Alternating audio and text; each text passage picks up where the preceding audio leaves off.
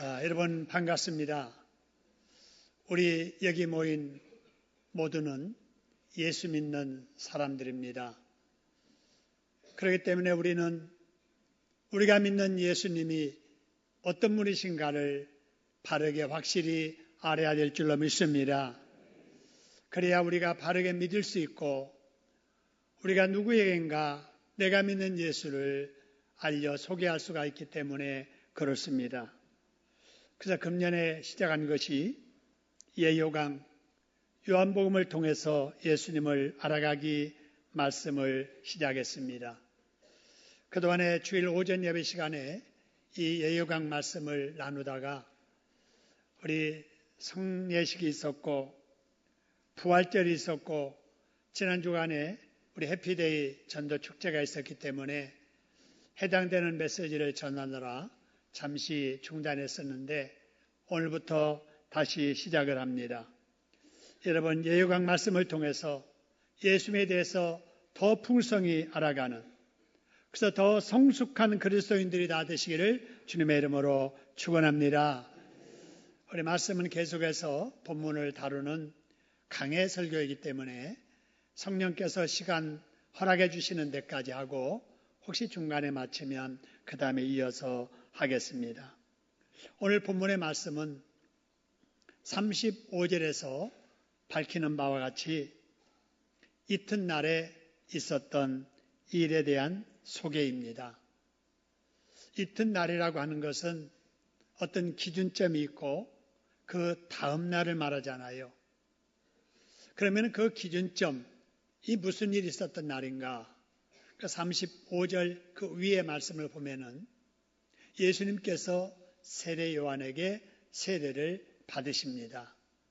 그래서 여기서 말하는 이튿날이라고 하는 것은 예수님께서 세례 받으신 그 다음 날을 말합니다. 그런데 이때 무슨 일이 있었느냐? 세례 요한이 자기 두 제자와 함께 있다가 세례 받으신 예수님께서 이렇게 길을 지나가시는 것을 보게 됩니다. 이때 요한이 옆에 있는 두 제자에게 말하기를 보라, 바로 저분이 하나님의 누구라고요? 어린 양이시다. 이렇게 말을 합니다.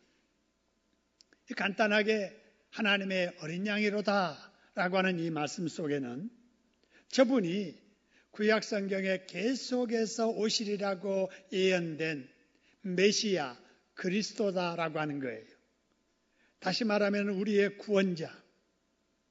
이 예수님을 사람들이 믿기만 하면 누구든지 죄 용서받고 하나님의 자녀가 되는 그분이 바로 저분 예수님이라고 설명해 준 거예요.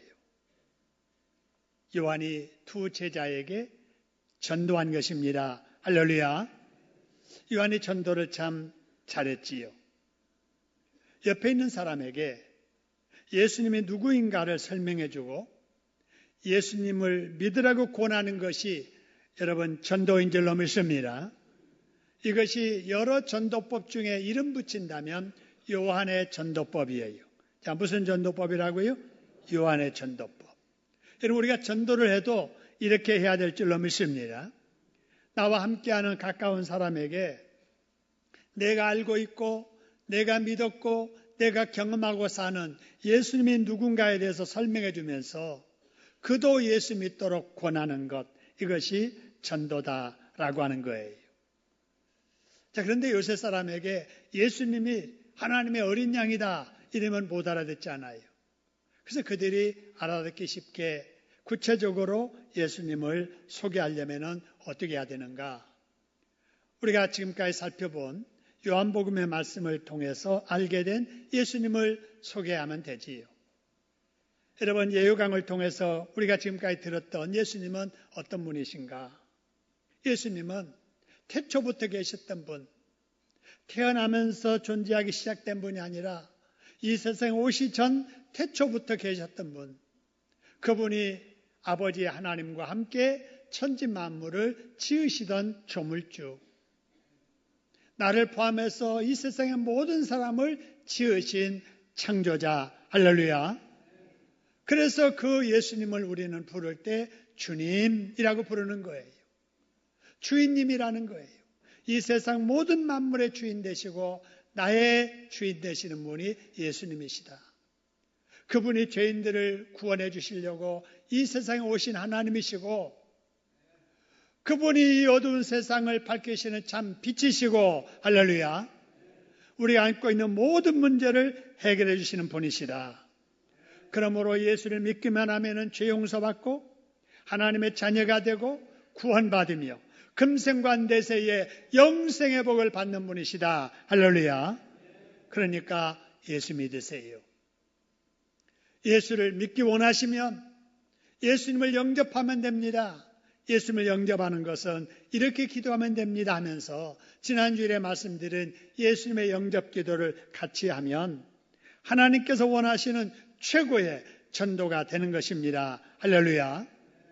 우리 하나님께서는 이렇게 전도하는 사람을 좋아하십니다. 전도하는 사람과 함께 하시고 전도하는 사람에게 복 주심을 믿으시기를 소원합니다. 이렇게 예수님이 어떤 분이신가를 깨닫고 믿은 후에 세례 요한처럼 주변 사람들에게 예수님을 전할 줄 아는 전도자들 다시 되시기를 주님의 이름으로 축원합니다. 한번 따라해 보실까요? 세례 요한처럼 예수님이 어떤 분이신가를 주변 사람들에게 전하며 전도하자. 여러분, 요한이 이렇게 자기 두 제자에게 예수님에 대해서 설명해 주면서 전도했어요. 그랬더니 어떻게 됐는가? 37절에 보니까 두 제자가 자기의 스승이었던 세례 요한의 말을 듣고 어떻게 하더라 그랬어요? 예수를 따르더라. 그래서 세례 요한의 두 제자가 요한의 전도를 받고 바로 예수님을 따르기 시작을 합니다. 여러분 한번 상상해 보세요. 이런 모습을 바라보는 세례 요한의 마음이 좋았을까요? 아니면 배신감이 들어서 기분이 매우 나빴을까요? 여러분, 자기 편이 아니라고 생각되는 사람들에게는 공천도 주지 않는 정치인들 같았으면 자기를 따르던 사람이 다른 사람을 따라갈 때 대단히 기분 나빠했을 거예요. 여러분, 이런 감정은 비단 정치인들만이 아니지요. 우리 모두가 다 그런 마음을 갖고 있는데 여러분, 세례 요한도 그런 마음이었을까? 전도했더니 자기에게 등 돌리고 예수 따르는 그들을 보면서 기분이 나빴을까? 여러분, 이를 알기 위해 세례 요한이 했던 말을 한번 살펴보지요. 요한복음 1장 26절, 27절에 보니까 예수님께서 제자들에게 이렇게 말해요. 사람들에게 나는 지금 이렇게 물로 세례를 베풀지만 너희 가운데 너희가 알지 못한 한 사람이 계신다. 그분이 곧 내 뒤에 오시는 그분인데 나는 그분의 신발끈을 풀기도 묶기도 감당하지 못할 사람이다. 이렇게 말하면서 요한복음 3장 30절에 앞으로 살펴볼 내용입니다마는 그는 예수님은 뭐하여 하겠고 흥하여 하겠고 나 요한은 뭐하여 하리라? 쇠하여 하리라.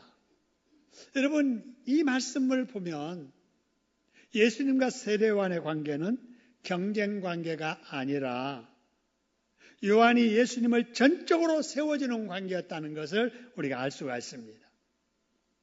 여러분, 실제적으로 요한은 예수님에 대해서 하러 온 사람이었지요.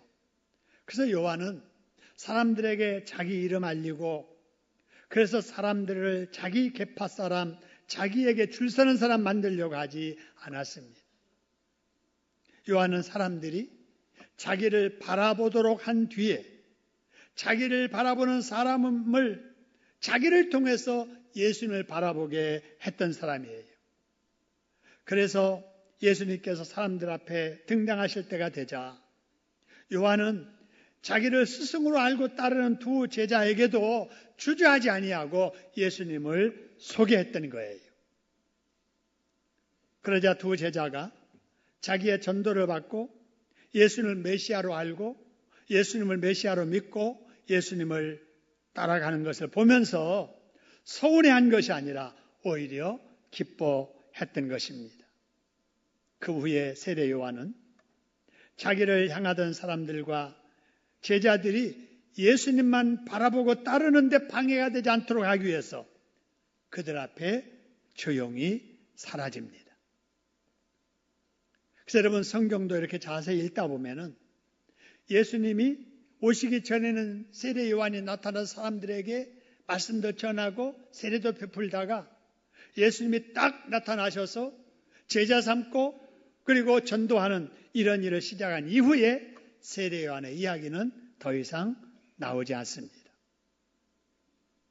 그 당시 사람들에게 신선한 말씀을 전하며 세례를 베풀던 바로 요한이 자기를 바라보는 많은 사람들 앞에 인기 받으려는 그 순간 많은 사람들에게 예수님을 소개하고 그는 조용히 그들 앞에서 사라졌습니다. 여러분 참으로 멋진 사람이지요. 이런 요한에 대해서 예수님은 이렇게 말씀하십니다. 마태복음 11장 11절에 여자가 낳은 사람 중에 세례 요한보다 무엇이 없도다? 큰 이가 일어남이 없도다. 여러분 예수님 이전에 이 세상에 태어난 모든 사람 중에 제일 큰 자가 누구라는 거예요? 세례 요한이라는 것입니다. 여러분 예수님께서 이처럼 세례 요한을 높이고 칭찬하신 이유가 있습니다. 그건 뭐냐? 여러분 세례 요한은 선지자와 율법을 대표하는 구약의 마지막 선지자예요. 그럼에도 불구하고 그는 사람 앞에 자기를 드러내는 대신에 예수님을 드러내는 삶을 살았기 때문입니다. 할렐루야. 지금 우리도 그런 삶을 살아야 칭찬받고 사람 앞에 높임받게 될 줄로 믿으시기를 소원합니다. 나는 될 수 있으면 드러내지 않고 나를 통해서 주님이 드러나도록 세상을 살아야 된다 그 말입니다. 여러분 그렇게 사는 가장 좋은 방법이 뭔가? 그게 바로 전도예요. 나는 감추고 예수님을 가장 잘 드러내는 것이 여러분 전도임을 믿으시기를 소원합니다. 그래서 우리도 이 세상 살면서 교회 생활하면서 내 얼굴 내고 내 이름 내고 사람에게 인기 누리고 그렇게 신앙생활하면 절대 안 돼요. 사람 앞에 정말 남이 못하는 일들, 충성스러운 일들 열심히 다 했다 할지라도 사람들이 칭찬하는 순간에 주님께 영광을 돌려드리는 나는 가리울 줄 알고 주님을 드러낼 줄 아는 저와 여러분 되기를 주님의 이름으로 축원합니다. 자, 그 다음에 이제 38절 말씀이에요.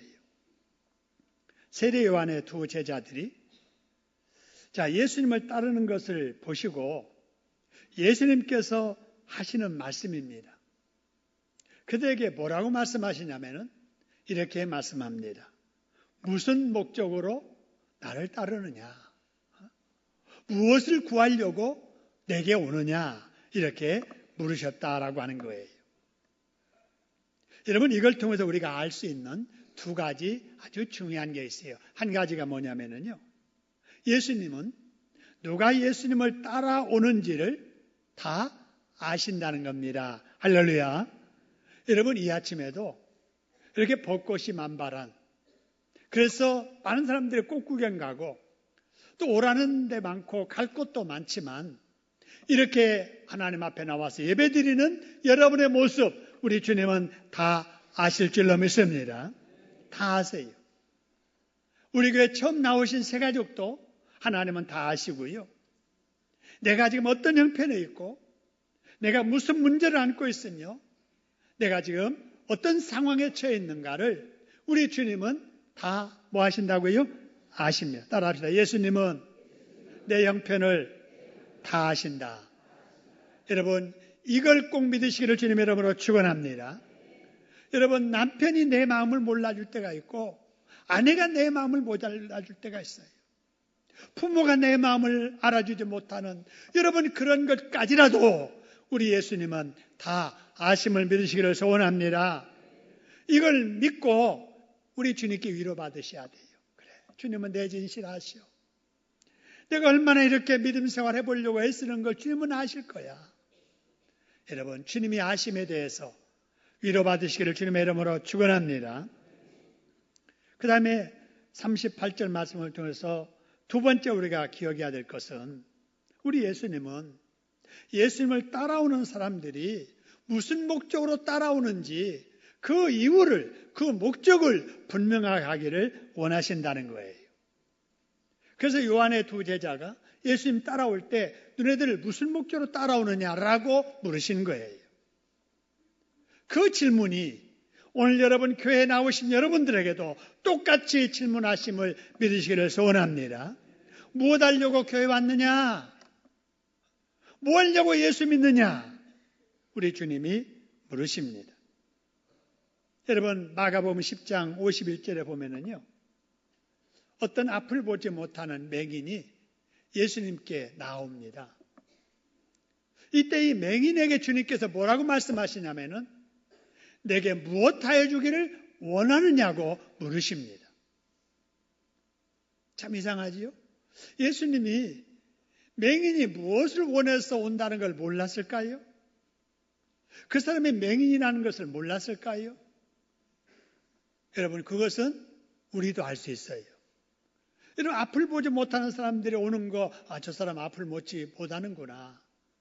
저 사람이 가장 원하는 것은 보는 걸 원하겠구나를 아시면서도 우리 주님은 무엇하여 주기를 원하느냐고 물으시는 거예요.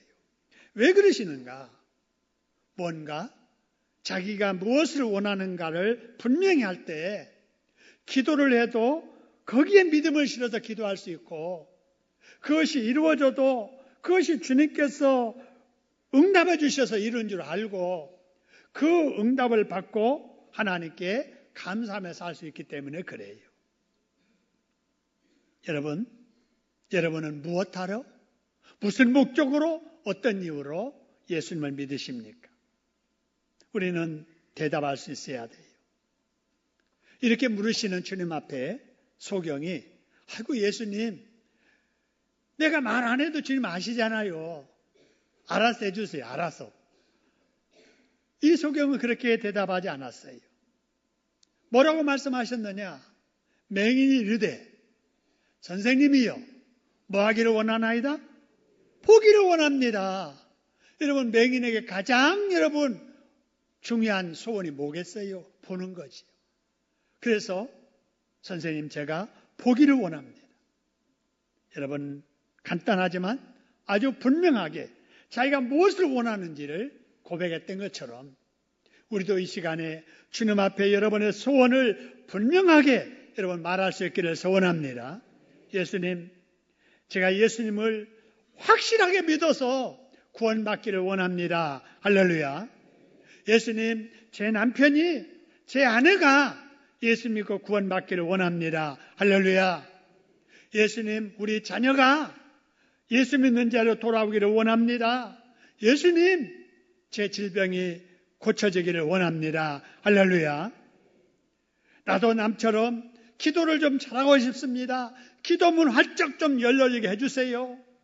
예수님, 제가 전도하기로 작정한 예비신자, 아직도 아무리 말을 해도 움직이지 않는데 그 마음 흔들어서 예수 믿게 해주시옵소서. 할렐루야. 여러분 어떤 소원이든지 분명하게 주님 앞에 말할 수 있기를 주님의 이름으로 축원합니다. 그럴 때 주님은 여러분의 기도를 소원을 들으셔서 응답해 주실 줄로 믿습니다. 여러분 그러면 요한의 두 제자에게 무슨 목적으로 나를 따르느냐라고 할 때 그들은 예수님께 뭐라고 대답을 했을까요? 39절의 말씀을 보니까 이렇게 대답을 합니다. 라삐요. 뭐라고 그랬어요? 어디 계시오니까 그래요. 성경의 표현으로 어디 계시오니까 이렇지만 우리말로 하면은 예수님 어디 귀거하시지요? 예수님 어디서 지금 살고 계시지요? 예수님 살고 계시는데 제게 알려주시면 제가 자주 찾아가서 예수님과 좀 함께 있고 싶고 말씀도 듣고 좀 많이 배웠으면 좋겠습니다. 그 말이에요. 여러분, 요한의 두 제자가 사소한 이야기 하지 않았다는 거예요. 가장 중요한 얘기를 했다는 거예요. 여러분, 요한의 두 제자가 어찌 가정사에 문제가 없겠어요? 어찌 그에게 개인적인 소원이 없겠어요? 자질구레한 여러 가지 인간적인 소원도 문제도 많이 있었겠지만 예수님을 믿어서 병 고침 받고도 싶고, 예수님 믿어서 하는 일도 잘 됐으면 좋겠고, 예수님 믿어서 복도 많이 받았으면 좋겠지만, 그보다 예수님을 따르는 진짜 목적이 뭐였느냐? 예수님과 함께하고 싶은 마음. 할렐루야. 예수님께 말씀을 듣고 예수님께 배우고 예수님을 따라 함께 살아가는 것을 그들이 원했던 것입니다. 여러분, 그럴 때 주님은 그들에게 그것만 아니라 말하지 않았지만 안고 있는 문제들, 소원들 덤으로 응답해 주셨을 줄로 믿으시기를 소원합니다. 우리도 그래야 돼요. 교회에 나오는 목적, 예수 믿는 목적이 병고침 받기 위해서 교회를 나오는 최종의 목적가 되면 안 돼요. 예수 믿어서 돈 많이 벌고 예수 믿어서 남 가지지 못하는 것을 갖고 싶어서 예수 믿는 목적이 되면 안 됩니다. 물론 우리에게 물질적인 풍요도 육신적인 건강도 우리 하는 일의 형통의 축복도 중요합니다마는 그보다 더 중요한 것이 예수님과 함께하는 복입니다. 할렐루야. 하나님의 말씀을 듣고 하나님의 말씀을 배우고 그것을 믿고 믿음 안에서 살아갈 때 우리 하나님은 우리의 영혼도 잘되게 하시고 영혼이 잘됨과 같이 우리 안에는 범사도 잘되게 해주실 것이며 질병 많은 세상 사랑 우리들 건강도 하나님이 책임져 주실 줄로 믿으시기를 축원합니다. 한번 따라합시다. 내가 예수님을 따르는 이유는 예수님의 말씀을 잘 듣고 잘 배우고 잘 믿는 것이다. 그렇게 하면 영혼도 잘 되고 범사도 잘 되고 뭐하게 될 줄 믿는다? 강건하게 믿는다. 할렐루야. 여러분, 다 중요하지만 가장 중요한 것을 구하시다가 그거 응답받고 덤으로 다른 것들도 이루어지는 이런 축복을 경험해 사시기를 주님의 이름으로 축원합니다. 여러분, 다음으로 예수님께서 요한의 제자에게 하신 대답입니다. 자, 예수님께서는 저희들은 예수님과 함께 있고 싶고요. 예수님의 말씀을 듣고 싶고요. 이렇게 말하는 두 제자에게 대답하시기를 뭐라고 했느냐? 39절에 보니까 네 글자로 뭐라고 그랬어요? 와서 보라 그 말이에요. 세 글자로 하면 뭐예요? 와 보라 그 말입니다. 따라합시다. 와서 보라. 와 보라. 이게 예수님의 전도법이에요. 여러분, 우리는 본문을 통해서 지금 두 가지 전도법을 발견했습니다. 하나는 요한의 전도법이고 하나는 예수님의 전도법이에요. 우리가 전도를 해도 이 두 가지 방법으로 전도를 하면 좋습니다. 여러분, 정리한다면 요한의 전도법은 가까운 사람에게 예수님에 대해서 소개해주고 예수를 믿도록 권하는 것. 이것이 누구의 전도법이에요? 요한의 전도법. 이에 비해서 예수님의 전도법은 한 가지 더 하는 거예요. 가까운 사람에게 예수님에 대해서 소개하여 믿도록 권면할 뿐만 아니라 와 보라 그러면서 교회로 그들을 초대하는 것입니다. 할렐루야. 우리가 지금 이 전도법으로 전도하고 있어요. 예비신자를 정하고 그 사람의 이름을 부르면서 기도한 후에 관심 가지고 친구 되기 관계 맺기를 하고 예수님에 대해서 소개하면서 교회에 나오라고 초대하는 일. 여러분, 그래서 지난주에도 많은 분들이 오셨고 오늘 또 몇 분이서 우리 교회에 이렇게 오셨습니다. 여러분, 이런 전도는 1년에 한두 번 있는 어떤 행사만을 위한 것이 아니라 앞으로 계속 우리가 해야 될 줄로 믿습니다. 어디를 가든지 누구를 만나든지 언제든지 주변 사람들에게 예수를 소개할 줄 아는, 전도할 줄 아는, 그래서 교회로 초대해서 그들이 예수 믿고 구원받도록 하는 이런 전도자들 다 되시기를 주님의 이름으로 축원합니다. 자, 여러분 그 다음에 우리가 해야 될 일이 있어요. 자, 우리가 요한의 전도법, 예수님의 전도법으로 전도하고 초대까지 해서 성도들을 데리고 왔으면 뭘 해야 되느냐? 온 사람들에게 뭔가 보여줄 것이 있어야 됩니다. 새로운 손님들 데려왔으면 음식점에 초대했으면 먹을거리가 있어야 되고, 여러분 구경하라고 초대했으면 보여줄 것이 있어야 되잖아요. 교회에 여러분 우리가 새가족들을 초대했다면 뭔가 좋은 점을 보여줘야 되는데 와서 보니까 좋은 것 볼 게 아무것도 없는 거예요. 목사님을 내가 보기에도 꾀죄죄해서 저분이 우리 교회 담임 목사님이라고 소개하기가 민망하거나, 설교라고 들어보니 내가 듣기에도 무슨 말을 하는지 알아듣지 못하거나, 교회에 찾아온 새가족들을 성도들이 동물원의 짐승 바라보듯이 우아를 훑어보면서 어디다가 굴러먹다가 여기 왔느냐, 여러분 이렇게 한다면 안 되잖아요. 사람 오락해 놓고 여러분 이러면 안 되잖아요. 그래서 저는 그런 목사가 되지 않으려고 주일날이면 몸을 깨끗이 씻고 옷 중에 제일 옷 좋은 옷 갈아입고 계절 맞추어서 넥타이도 메고 거울 바라보고 화장도 합니다. 그리고 우리 교회 목사님 설교 들을 때 옆에 있는 새 가족에게 어때? 우리 목사님 설교 잘하시지? 최소한 그렇게 말할 수 있는 자부심이 우리 성도들에게 느끼게 하려고 제 깐의 노력을 많이 합니다. 여러분 이런 노력은 저만이 아니라 우리 모두가 함께 해야 될 줄로 믿습니다. 그래서 내가 누구를 데리고 오든지 뭔가 이렇게 보여줄 수 있는 이런 교회 만들어가기를 주님의 이름으로 축원합니다. 만일에 그렇지 않으면 아무리 많은 사람을 데리고 와도 우리 교회에 발불 칠 사람이 없습니다. 여러분 어디 교회가 한두 개입니까?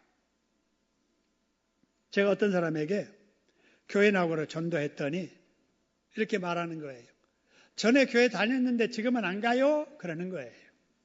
그래서 제가 왜요? 그랬더니 싸우는 꼴 보기 싫어서 교회 나가지 않습니다. 교회 나가봤더니 구역에서 식구들이 싸우더라는 거예요. 교회 갔더니 그냥 교인들끼리 막 교회에서 싸우더라는 거예요. 회의하면서. 그걸 보고 나서 다시는 교회 안 가겠다고 그 교회만 안 가는 게 아니라 딴 교회까지도 안 가더라 그 말이에요. 여러분 우리 교회는 새가족을 데리고 와도 보여줄 좋은 것이 많은 교회인 줄로 믿습니다. 지금도 그랬지만 앞으로도 계속 그러려면은 우리가 보여줄 것을 많이 보여주려고 준비해야 돼요. 뭘 준비할까? 여러분 가장 중요한 것이 밝은 얼굴, 웃는 얼굴을 보여줘야 됩니다. 할렐루야. 따라합시다. 밝은 얼굴, 웃는 얼굴을 보여줘야 한다. 여러분 식당에 가보세요. 은행에 가보세요. 동사무소에 가보세요. 얼마나 직원들이 상냥하게 잘합니까? 친절하게 겸손하게 VIP 대접을 합니까?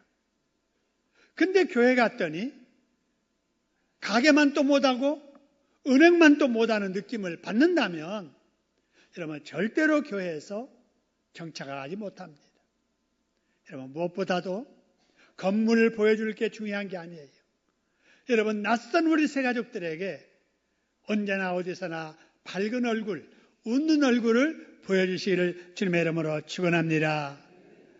그 다음에 두 번째로 새가족을 반기는 우리의 뭐를 보여줘야 돼요? 관심을 보여줘야 돼요. 어떤 때 어느 분이 혼자 이렇게 외롭게 앉아서 예배드려요. 그런데 아무도 그분에게 관심이 없어요. 식당에서 식사를 하는데 세 가족이 한쪽에서 혼자 외롭게 식사하고 계세요. 그 옆에서 집사님, 권사님들이 그냥 모여서 그냥 열심히 이야기하면서 식사를 해요. 그런 분위기가 되면은 안 된다는 거예요. 여러분, 언제나 지금 자주 만나는 우리보다는 여러분, 공적인 모임이 있을 때는 언제나 새가족들에게 관심을 가져야 될 줄로 믿습니다.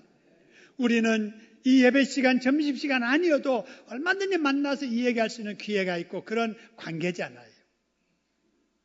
새가족들의 관심을 보여주고 따뜻하게 다가가고 밝은 얼굴로 관심을 보여줄 줄 아는 우리들 되기를 주님의 이름으로 축원합니다.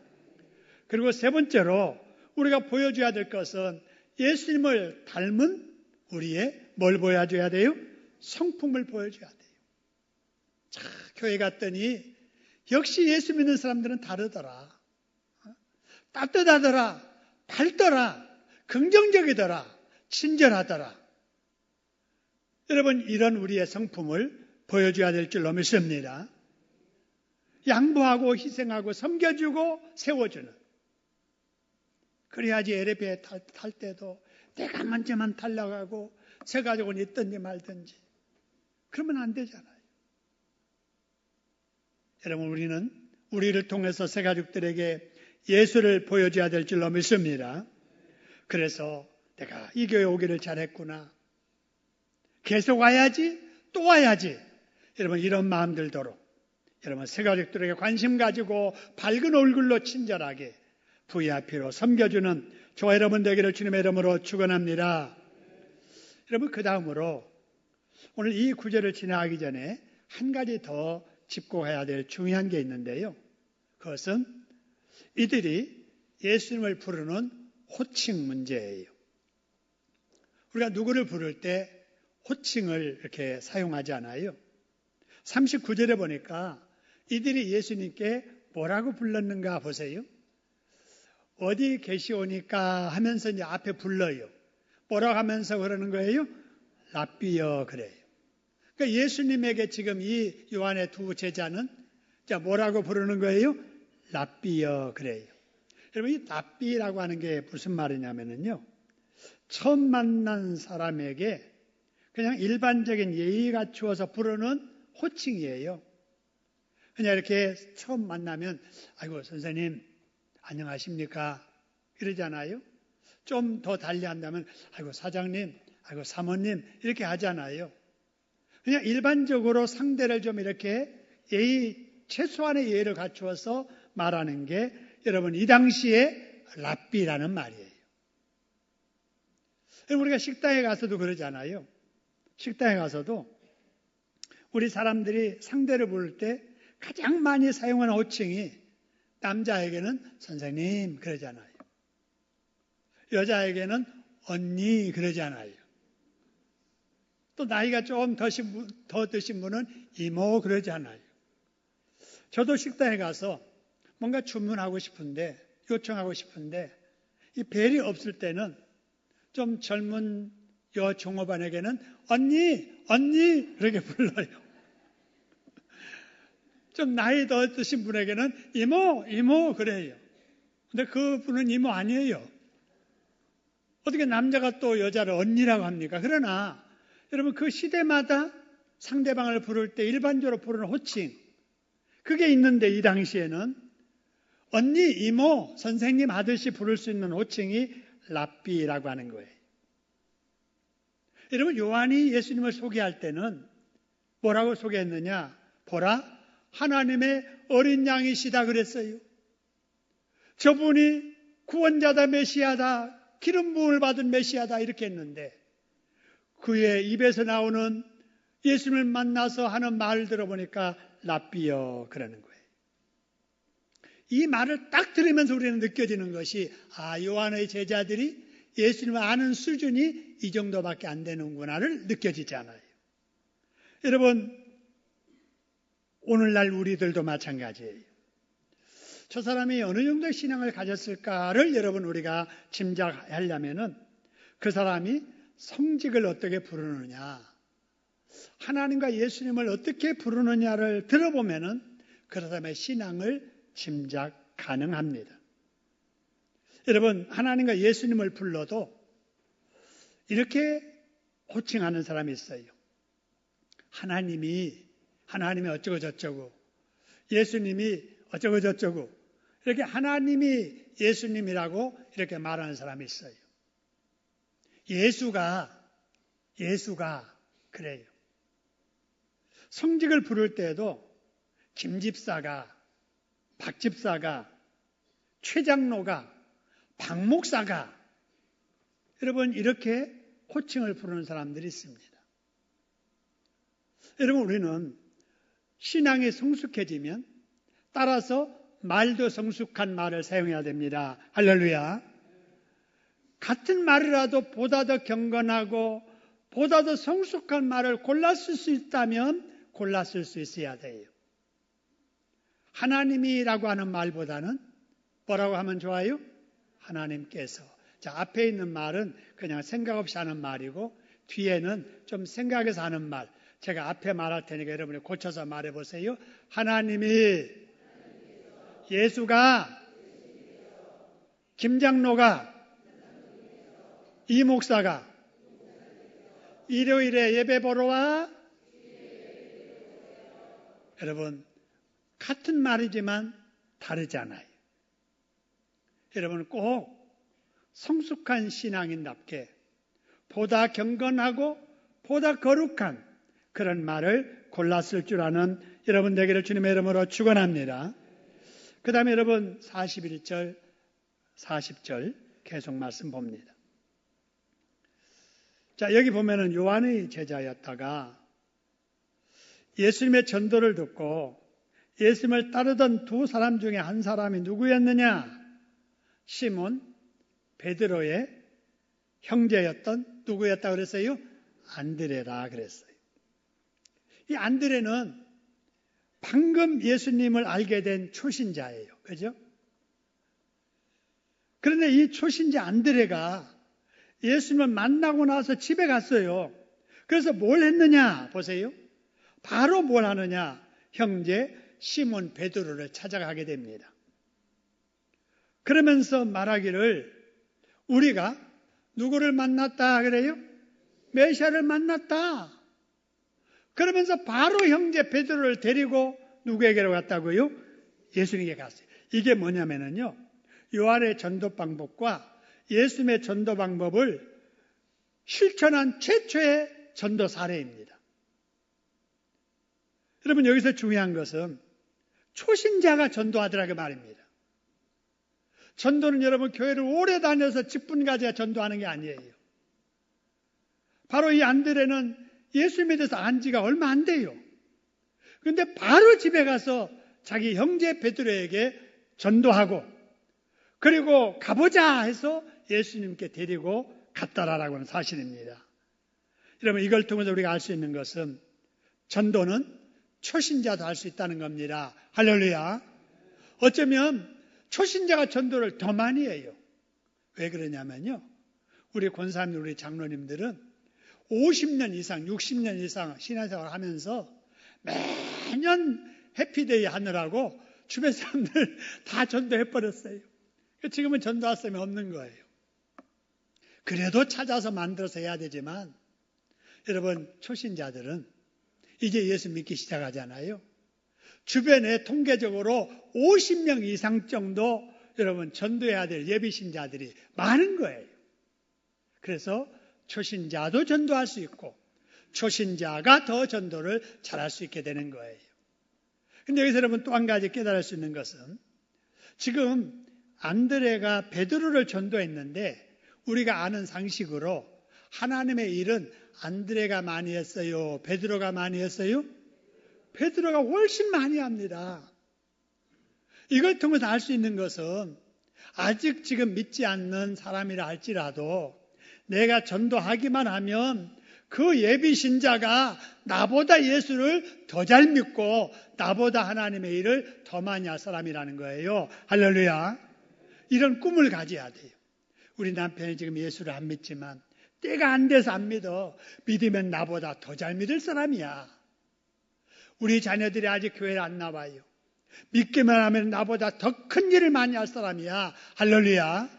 이런 꿈을 가지고 여러분 열심히 전도하시기를 주님의 이름으로 축원합니다. 그래서 전도를 통해서 죽은 영혼이 살아나고 지옥 갈 사람이 천국 가게 되며 저주 아래 있던 사람이 축복받는 사람이 되는 이런 기적이 이 현장에서 여러분 속에 계속 일어나기를 주님의 이름으로 축원합니다. 우리 합심해서 한번 기도하겠습니다.